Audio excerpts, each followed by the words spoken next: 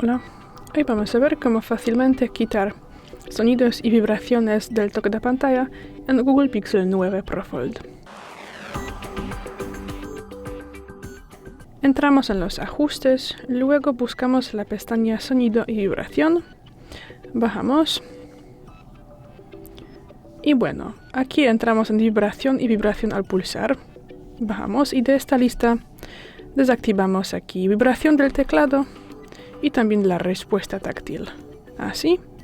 Luego podemos salir, bajamos un poquito más y aquí desactivamos tonos del teclado telefónico y también sonidos al tocar y hacer clic. Bueno, y ya es todo. Gracias por ver el vídeo, déjanos un like y suscríbenos. Hasta luego.